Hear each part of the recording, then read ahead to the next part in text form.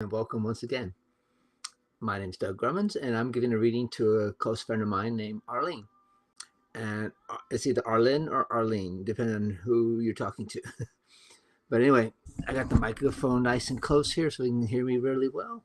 And I decided to do with Arlene, she wanted a general reading just for guidance over many aspects of her life, so some sort of direction in a spiritual way.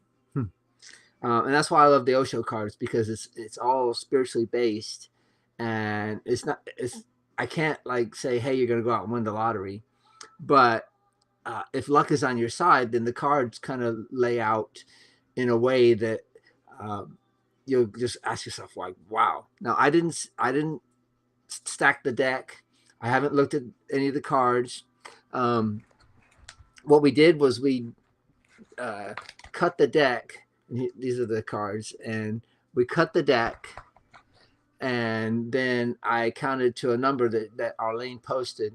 She said, I told her, give me a number between 1 and your age, and uh, that will be the card number that we start off with when we cut the deck. So I did that, counted 28 cards down after I shuffled the deck. So there should be no way that I keep coming up with the same cards on almost every reading, and there's 79 cards. So it's kind of mystical because the last 3 readings, I've had one of the same cards come up on all 3 readings, and I was like, wow. So anyway, we'll see what happens with this one. So we're gonna do the flying bird. That's this one right here. Okay. And the flying bird, I'll just describe what it does and what it says. The first card is the here and now, the liftoff card.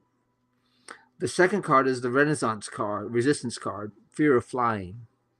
The third card is the response to the ability to the fear. And the fourth is the inner support, the intuition of responsibility. The external support is the fifth card, intelligent action responding to the intuition. The sixth card is relaxation and acceptance.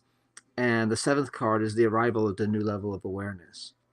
Now, it says this layout is designed in the shape of a bird taking flight.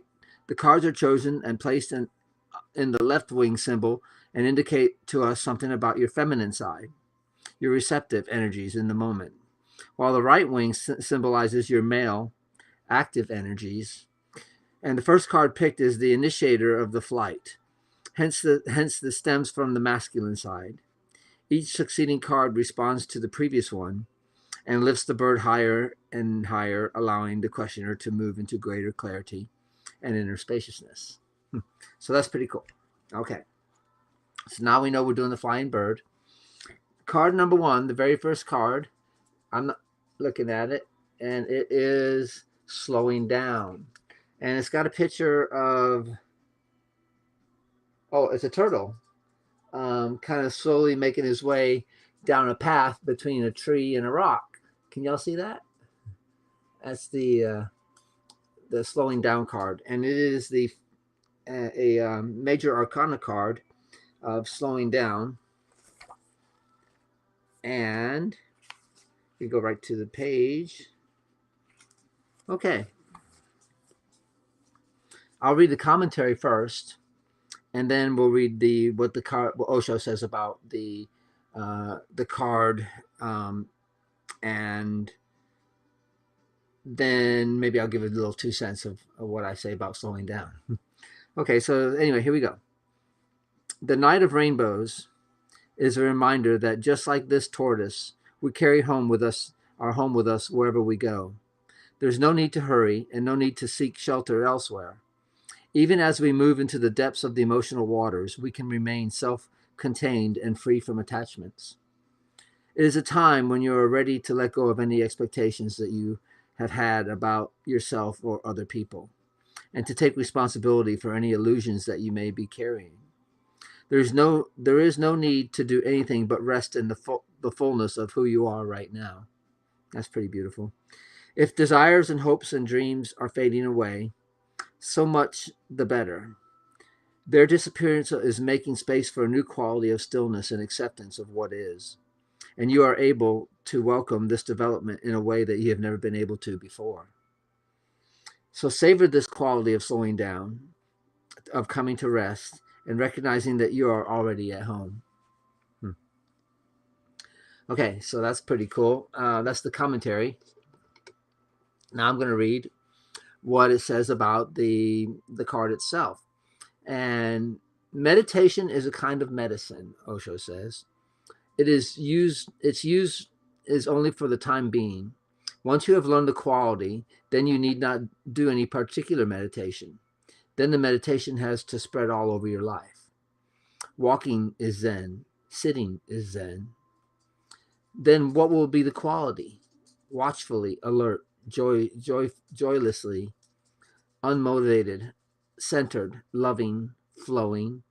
One walks, and the walking is slaughtered and loving and alert, watchful. One sits, unmotivated. Not sitting for anything in particular, just enjoying how beautiful just sitting and doing nothing is. How relaxing, how restful. After a long walk, you sit under a tree, and the breeze comes to you and cools you. In each moment, one has to be at ease with oneself, not trying to improve, not cultivating anything, not practicing anything. Walking is Zen, sitting is Zen, talking or silent, moving, unmoving. The essence is at ease. The essence is at ease. That is the key word. The essence is at ease. That is the key statement. Do whatsoever you are doing, but at the deepest core, remain at ease, cool, calm, and centered.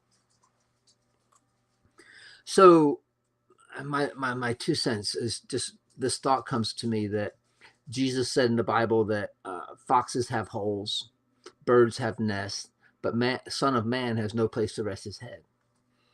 But Zen says something different, that if you're practicing awareness, if you are slowing down and just being in the present moment, because a lot of times when you're younger, you get pulled by anxiety. It could be anticipation for something coming up in the future that you're really excited about, maybe a trip or whatever. But we get pulled from the moment, and Osho is basically saying, it's best to live in the moment and live in the present moment and slow down and just be thankful for that moment, because that's the only moment we have, is that we exist in the now. Of course, every spiritual person says that, but do they really understand it? Do they understand the implications of desire is a form of greed, and a desire to live in heaven when you die is actually a subtle form of greed. So what Osho says is that you're missing heaven right now. You're missing by not being total and slowing the roll down and everything. If you can just pull yourself out of the present, out of the past and out of the future, and not live in fear and not live in greed, not live in desire, then you learn the key to the success in this world. Because then you won't be anxiety ridden anymore. And of course, for slowing down, I can't talk a whole lot because I went surfing twice today. This morning, I was riding some probably waist to stomach high barrels up at one of my favorite spots. And you know the spot, Arlene. But anyway, Arlene surfs too, so she knows the spot.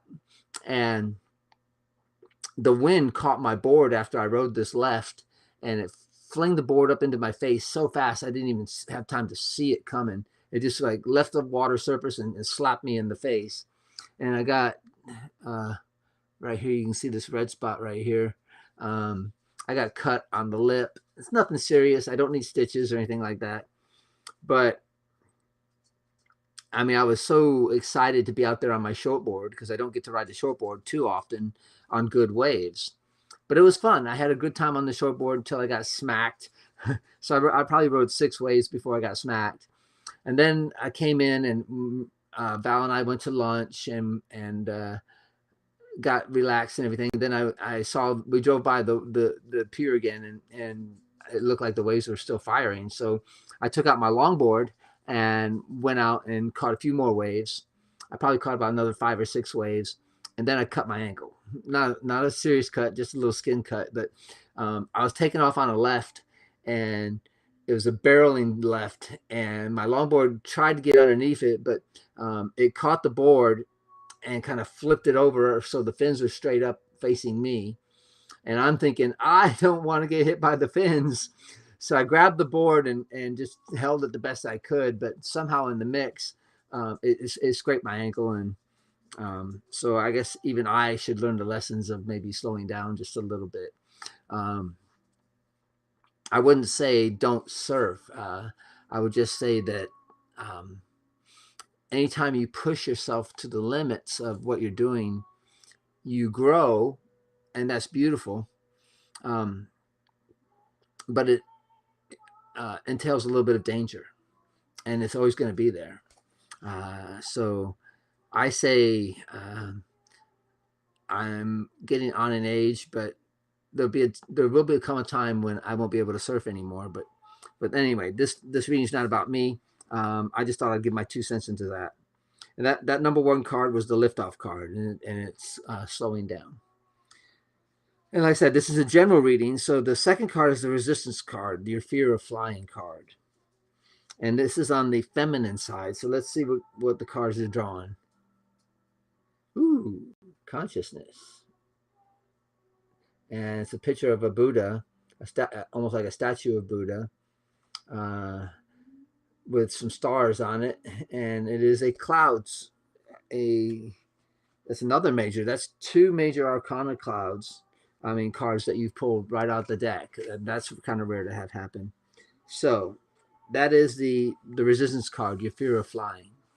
Let's read what Osho says about that. Let me find the page.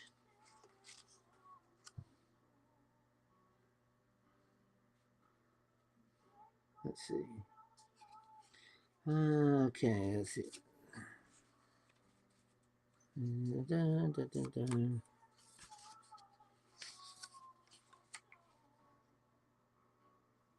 Consciousness is in here somewhere, and it's a clouds. There it is.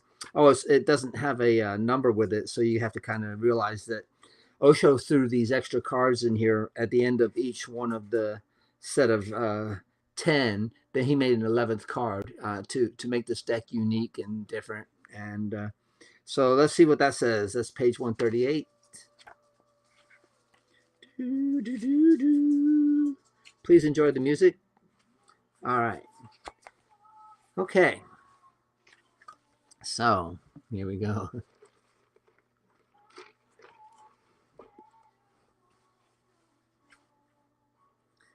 All right. So here's the commentary. I'll read the commentary first. Most of the cards in this suit of the mind are either cartoon-like or troubled, because the influence of the mind in our lives is generally either ridiculous or oppressive. But this card of consciousness shows a vast Buddha figure. He is so expansive, he has gone even beyond the stars, and above his head is pure emptiness. He represents the consciousness that is available to all who become a master of the mind and can use it as a servant, as is meant to be. When you choose this card, it means that there is a crystal clarity available right now. So meaning maybe you've been meditating or something, but drawing the conscious card is pretty cool. Detached, rooted in deep stillness that lies at the core of your being. There is no desire to understand from the perspective of the mind. The understanding you have now is existential, whole, in harmony with the pulse of life itself. Accept this great gift and share it. And then Osho says this about the card. So it says, we come from the unknown and we go on moving into the unknown. We will come again, and we have been here thousands of times, and we will be here thousands of times more. Our essential being is immortal, but our body, our embodiment, is mortal. Our frame in which we are, our houses, the body, the mind, they are made of material things, and they will get tired, and they will get old, and they will die. But your consciousness, for which Bohirama uses the word no mind, Gautama the Buddha has also used the word no mind. Is something beyond the body and the mind, something beyond everything. That no mind is eternal. It comes into expression and goes again into the unknown. This movement from the unknown to the known and from the known to the unknown continues for eternity, unless somebody becomes enlightened, and that is his last life. Then this flower will not come back again. This flower that has become aware of itself need not come back to life, because life is nothing but a school which has to learn. He has learned the lesson, and now he is beyond delusions. He or she will move into the unknown for the first time, and not into the. Will move. Let me say that again. He or she will move from the known for the first time, not into the unknown, but into the unknowable. Okay. So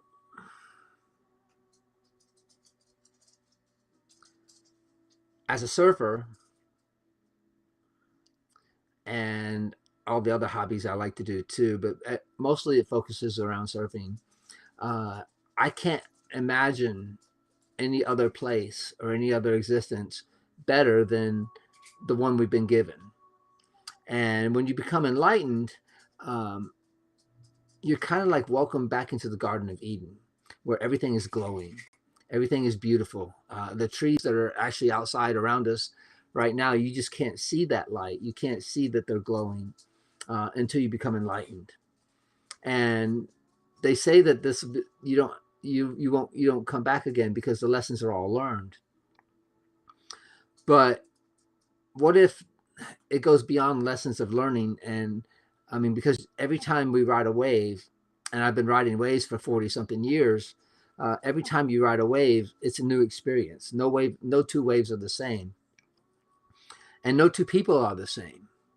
So every time, I think that maybe it's possible that an enlightened person can come back, not through desire, but through love, through compassion for what he's been given.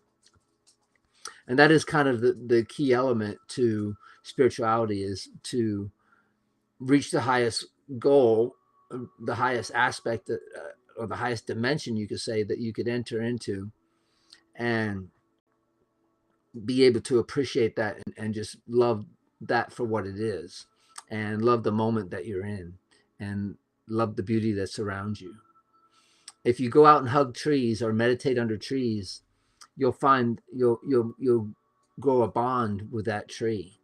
The tree feels you, and you feel the tree. So it's a Zen moment, like I said, he said in the slowing down card, that if we just slow down and take in what's there, then we grow more, and we expand the energy inside of us, and to the point where it just breaks the shell of the ego, and then you really start to grow, because at the moment you're just a seed, and then after enlightenment, you're like a little plant that buds through the ground and starts growing, and then you got this whole journey ahead of you once you start growing.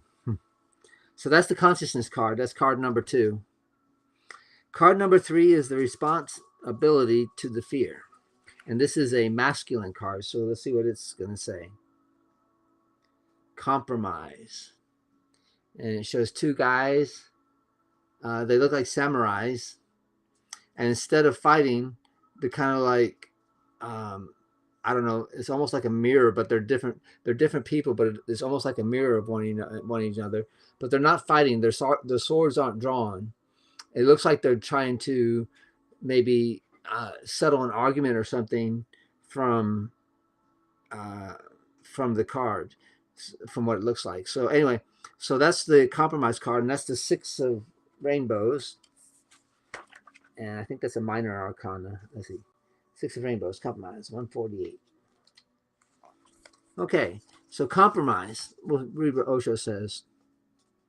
Don't be clever, otherwise you will remain the same, and you will not change. Half techniques on the path of love and half techniques on the path of meditation will create much confusion in you. They will not help. But to ask for help is against the ego. So you try to compromise. And this compromise will be more dangerous, and it will confuse you more, because made out of confusion, it will create more confusion. So try to understand why you hanker for compromise. Sooner or later, you will be able to understand that compromise is not going to help. And compromise may be a way of not going in either direction, or it may be just a repression of your confusion. It will assert itself. Never repress anything, and be clear cut about your situation. And if you're confused, remember that you are confused. This will be the first clear cut thing about you, that you are confused, and you have started on the journey. I think every spiritual seeker makes this compromise in life, that you say, I'm comfortable as I am, or I'm good where I'm at. Or a lot of people are saying that they've already reached the goal, but they're still asleep. Okay, they say they're awakened. There's a whole bunch of people out there saying they're awakened, but they are still asleep. They're still dreaming, and the nightmare goes on. If you're awakened, then the nightmare ends.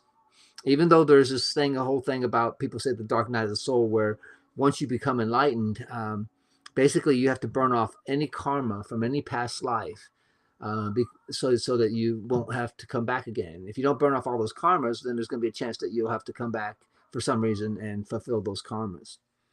So anyway, that's what commentary says. I got Mila begging to go out, and she just went out like 5 minutes ago, so I don't know why she's begging. Okay, so that's compromise. And hold on just a second. I am going to let her out of the room here so that she won't keep bugging us and whining. I'll be right back.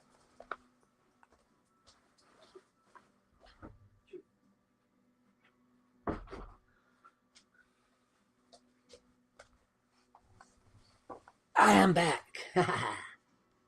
Isn't this fun? All right. So compromise is the third card, and you normally you think compromising is a good thing, I guess, rather than fighting. But maybe compromising is still, in a way, settling for less than what you should be doing, or what you should receive for yourself. And the tantrikas kind of say that don't fight. When you, like, if you got into a river that had heavy currents, you would drown if you tried to swim to the other shore. The currents are usually just too heavy in big rivers, and you don't make it, but you can float. And it's not fighting, it's not compromise, it's just being there and being in the present moment, and allowing the river to take you wherever you need to go. Eventually, I think the goal is to reach the ocean, because you become the river, you're part of the river. And when you reach the ocean, then you dissolve into something bigger. The river's no more. It is now, you're talking about being part of a bigger existence, a godliness, you could call it. Okay, so the fourth card, the inner support, the intuition of responsibility. This is on the feminine side. And you're going to love this one. It says harmony. And it shows a young female, kind of like in an ecstatic moment, with two porpoises flying over her head, coming out of her heart chakra. And of course, Arlene's more of a water person, so that makes totally sense. And the fourth card is the inner support, the intuition of responsibility. And that is a water card. And 10, page 116. Okay. So Osho says this: listen to your heart. Hopefully you guys can hear me well enough. Listen to your heart. Move according to your heart, whatsoever the stake. A condition of complete simplicity, costing not less than everything. Thank God, I just broke open my bleeding. I'm not bleeding anywhere. Okay, so to be simple is arduous. because to be simple costs everything that you have. You have to lose all to be simple. That's why people have chosen to be complex, and they have forgotten how to be simple. But only a simple heart throbs with God. Hand in hand, only a simple heart sings of God in deep harmony. To reach to that point, you will have to find your heart, your own throb, your own beat. Yeah, surfing accidents.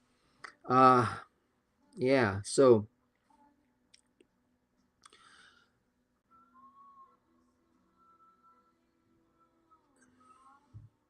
to follow your heart can mean something deeper than just follow love. Okay, because love comes from the heart too, right? But I mean, if you love doing things like surfing, then you have your passions and you're following your heart, and it leads to more healthiness. It leads to a stress-free life just from going out and surfing. You just live this great, uh, unstressful life. It's a de-stressor. Um, if you can trust intuition, and intuition comes from the gut, they say, but it stems from the heart because the heart sends out the signals.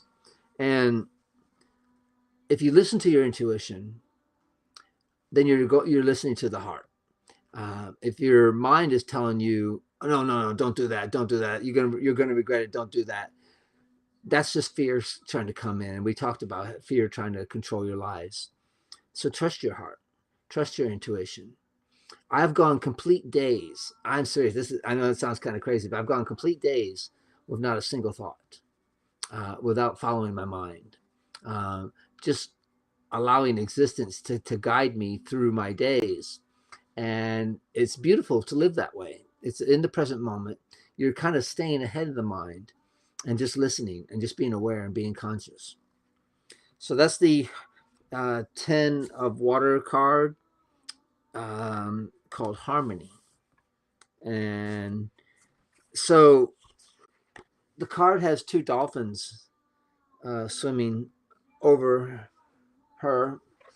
And it reminds me of back in the 90s, I took a surf trip down to Matagorda. And I had been meditating for a while. So it had to have been somewhere between 96 and 98 that this happened. But I went to Matagorda, and I got down there, and it was before the days of surf forecast. This is back in the day. But I got there, and I swam across the channel. I walked along the pipe and got to the point break where this pipe pumps out sand and makes one of the only perfect point breaks in Texas. But anyway, there were not really any ways to surf, and it was a nice warm day. So basically, I sat there and put my feet in a lotus posture and sitting in the water's edge. I just sat and meditated. There's something about meditating in salt water. Even if you pour salt water into your bath, or salt into your bath water, you are cleansing your soul. So if you can't be by the ocean, if you guys are listening to this live or whatever, if you can't be near the ocean, then a salt bath is second best because it cleanses your aura. The salt cleanses your aura and cleans you, and it helps ground you and make you feel centered again. So anyway, so I'm sitting there meditating for about 30 minutes. And when I opened my eyes, a pod of dolphins basically had surrounded me. Not, of course, not on the land, but in the water, they swam right up to where I was, meditating, and they were watching me. So I came out of the meditation, and they're there, and I just so much wanted to be in the water with them, even though it was very scary. I mean, it was kind of like, wow, that would be really cool to get in the water and just swim with the dolphins for a minute. So I did.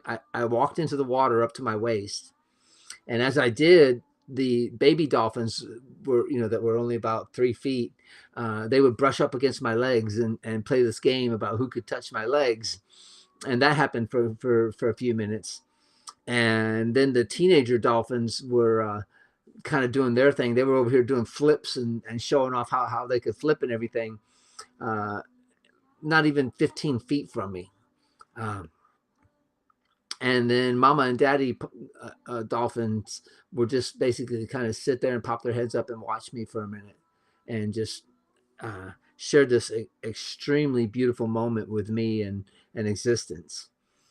When I say to people that I live a mystical life, it means that these kind of things happen to me, and I don't control them. I can't will something to happen, but all these mystical things have happened to me in my life, and I think it comes from being open and being receptive, being aware, being loving, and being conscious all at the same time.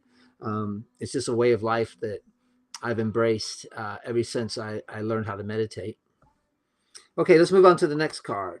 So, the fifth card is the external support. Intelligent action responding to the intuition. And your fifth card is the Fool. And it shows a guy kind of like not hanging from a cliff, but he's trying to send flowers out to someone he loves as he starts to fall off of a cliff. Now, these cards, just because it says the Fool, doesn't necessarily mean it's about being a fool, but I'll read what it says, okay? So that is the external support, the intelligent action responding to the intuition. And that is a 0.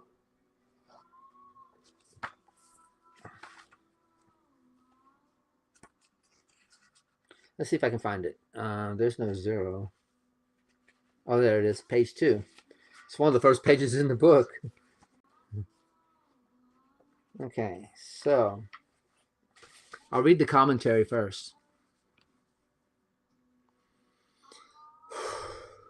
Moment to moment, with every step, the fool leaves the past behind. He carries nothing more than his purity, innocence, and trust, symbolized by the white rose in his hand. The pattern on his waistcoat contains the colors of all the 4 elements of the tarot, indicating that he or she is in harmony with all that surrounds him or her. His intuition is functioning at its peak. At this moment, the fool has the support of the universe to make this jump into the unknown. Adventures await him in the river of life. The card indicates that if you trust your intuition right now, your feeling of rightness of things, you cannot go wrong. Your actions may appear foolish to others or even to yourself if you try to analyze them with the rational mind, but the 0 place occupied by the fool is the numberless number where trust and innocence are the guides and not skepticism and past experience. That's pretty deep. Okay, let me get a sip. So the Osho says about the Fool card, the fool is one who goes on trusting. A fool is the one who goes on trusting against all his experience. You deceive him and he still trusts you. And you deceive him again and he still trusts you. And you deceive him again and he trusts you. Then you will say that he is a fool. He does not learn. His trust is tremendous. His trust is so pure that nobody can corrupt it. Be a fool in the Taoist sense, in the Zen sense. Don't try to create a wall of knowledge around you. Whatsoever experience comes to you, let it happen. And then go on dropping it. Go on cleansing or cleaning your mind continuously. Go on dying to the past so that you remain in the present, here now as if just born. Just be a babe in the beginning. It is going to be very difficult.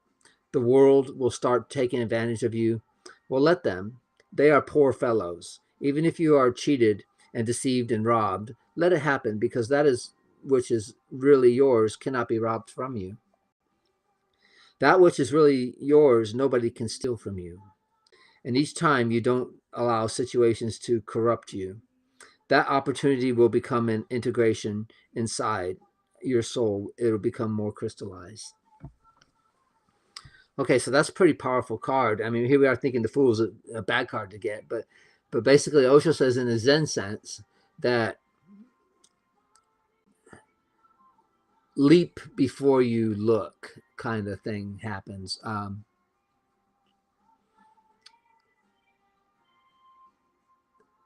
As a surfer, you might understand this, that you don't know till you go. You've heard the saying a million times. When you paddle for a wave, you can't get scared. If you get scared, then fear takes over and ruins the moment for you, and then you don't catch the wave. You have to have confidence in yourself, confidence in existence that you're going to be okay. It's foolish to launch yourself over a 20-foot, wave and expect to land on your feet and ride it out, but it happens every day. People are charging 50, 60, sometimes almost 100-foot waves and living to tell about it. I mean, I stood on top of a 100-foot bridge one time, and when big wave surfing started becoming a thing, and I looked down and I'm like, okay, that's the size of a wave. And if you fell 100 feet straight down, it's gonna hurt. I jumped off of a cliff that was probably 80 feet, maybe 90 feet into a lake one time when I was young. And it was a very foolish thing to do, but I saw somebody else do it once. And because I saw somebody else do it, I thought, well, if he can do it, then I can do it. Even though as an airman in the Air Force, we were forbidden from jumping off those cliffs. A curiosity came to me that, I could survive it if, I'm bleeding a little bit. I could survive it if I did it just right. If I took off running far enough and cleared the cliffs, because there's a little bit of rock you had to clear to get into the water. And one of the most amazing things happened to me is so I took off running and I jumped off the cliff. I took the biggest leap I could and catapulted myself, but I got scared too. So I closed my eyes and I started counting. I went 1,000, 2,000, 3,000, 4,000, 5,000, 6,000, 7,000, 8,000. I counted 9. Somehow I counted 9 seconds. I think it was a very fast 9 seconds because there's no way that cliff would have been that high. I learned that from skydiving. But it was a totally foolish thing to do. But when I hit the water surface, I had so much speed built up that it felt like hammers hit my foot. I was barefoot. I should have had some shoes on or something a bit smarter. But it hurt tremendously. I was like, ow, shit. But anyway, so I've done foolish things in my life, launching off of big waves, launching off of cliffs, jumping out of planes, many, many things. But all those things can draw you closer to godliness. So being a fool, you may not know this, but Lao Tzu, he's the founder and he wrote the book, the I Ching. Anyway, Lao Tzu said they called him old fool, or old child was, I guess, the translation Lao Tzu comes out to mean. That he was known in the village as being a little bit of a crazy person and a little bit of a foolish person at the same time, because every wise person that's ever existed had a foolish side to them. Talk about Albert Einstein. He's one of the biggest ones. I mean, he was a clown. He was a comedian, but he was also one of the greatest minds that ever existed. So anyway, so that's the card for the 1, 2, 3, 4, 5. That's your 5th card. Your 6th card is the relaxation and acceptance. Okay. I've drawn this card before. Completion. And it's a puzzle piece of someone building a puzzle of somebody putting in the third eye at the very last piece. And I've learned in life that the third eye opens, it can open when the right time comes along. It's better to open all the other chakras, the throat chakra, the heart chakra, have all them open and functioning, and where you can pour energy through them so that you can raise enough energy to activate the pineal gland and open the third eye. But once the third eye is open, then there's only one more level to accomplish, and that is what they call Narajib Samadhi, the highest level of Samadhi. And in that level, even the eyes disappear. So it goes beyond seeing, it goes beyond hearing and beyond touch. You just dive into this level of Samadhi and go as deep as you can. So, okay, so that is a major arcana card. And let's see.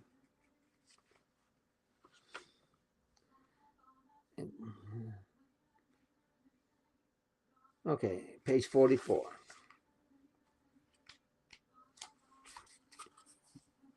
So Osho says this about completion. This is the way of Zen. Not to say things to their completion. This has to be understood. It is a very important methodology not to say everything means to give an opportunity to the listener to complete it. All answers are incomplete. The master has only given you a direction. And by the time you reach the limit, you will know that this way somebody's trying to understand Zen intellectually and he will fail. It is not the answer to the question, but something more than the answer. It is indicating the very reality. The Buddha nature is not something far away. Your very consciousness is Buddha nature, and your consciousness can witness these things which constitute the world. The world will end, but the mirror will remain, mirroring nothing. Wow. So,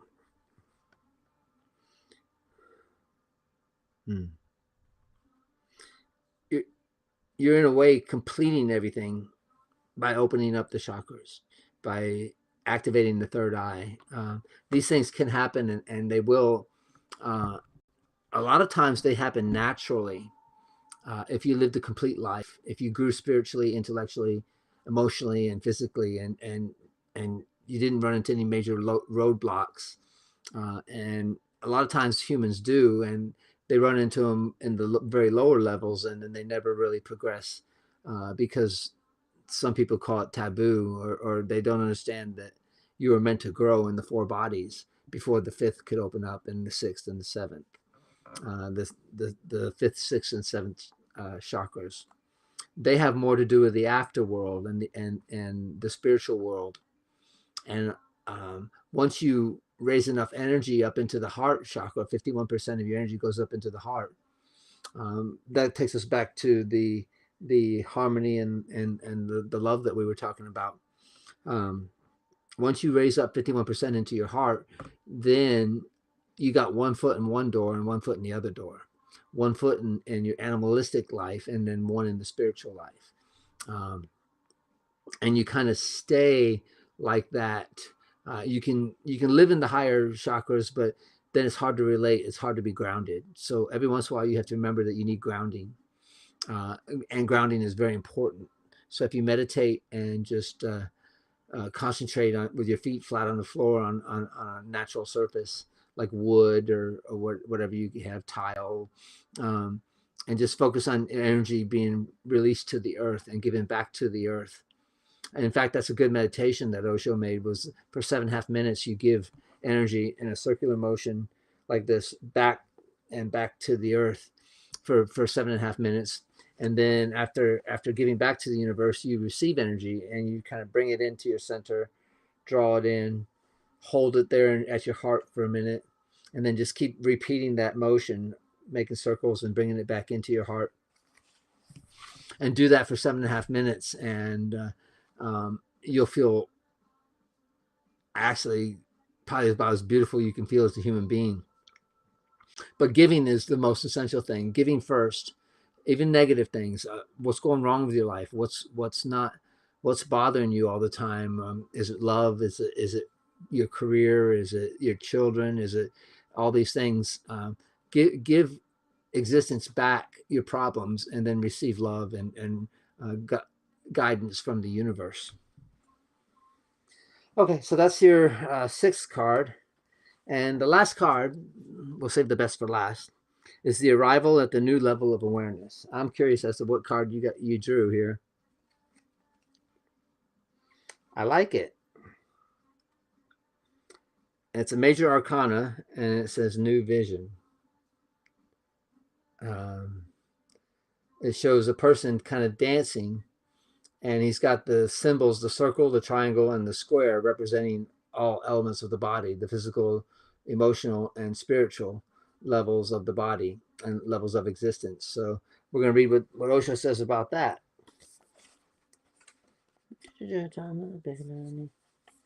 Okay. That is page 26.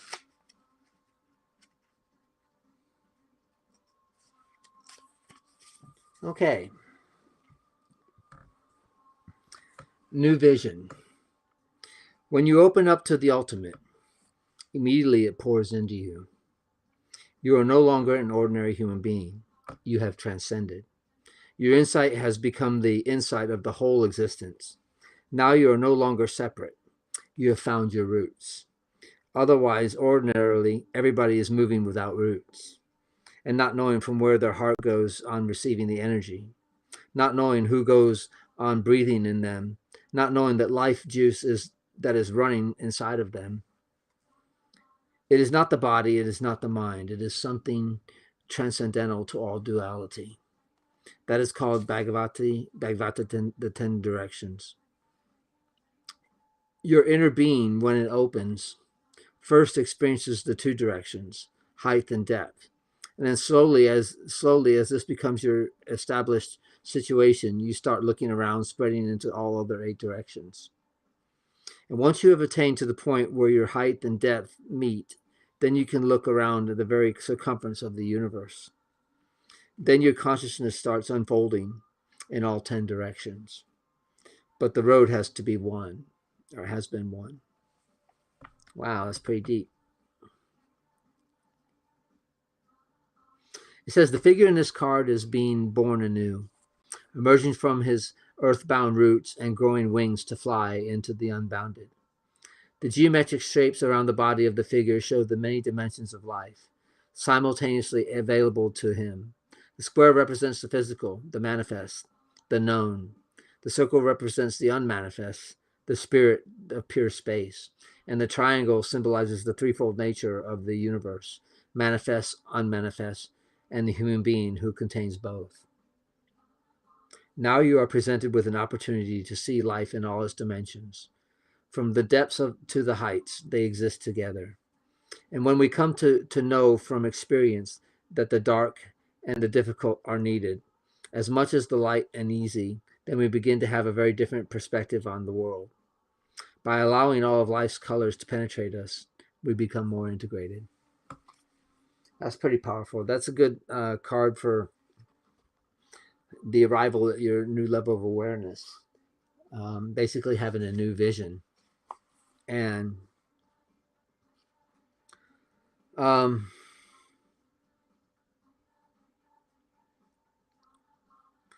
it's like I was saying earlier in the reading that you raise your energy up into the heart chakra 51%,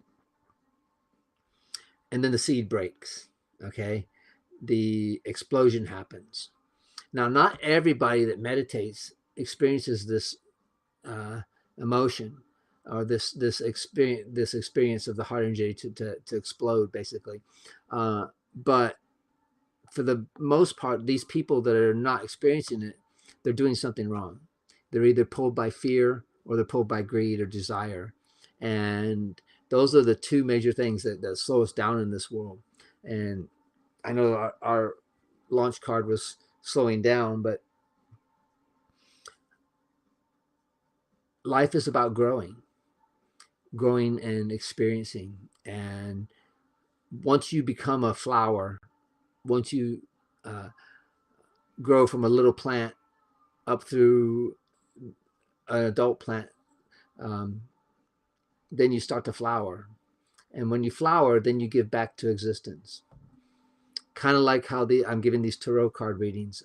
It's just a tool to give back and share the game of Zen with everybody out there.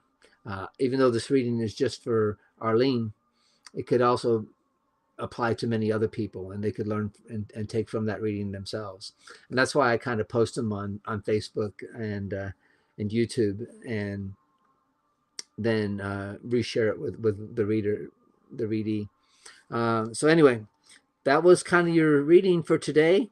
Thank you for joining me, and I appreciate it. And aloha, mahalos to all you beautiful surfer friends out there. God bless and take care of yourselves. Bye then.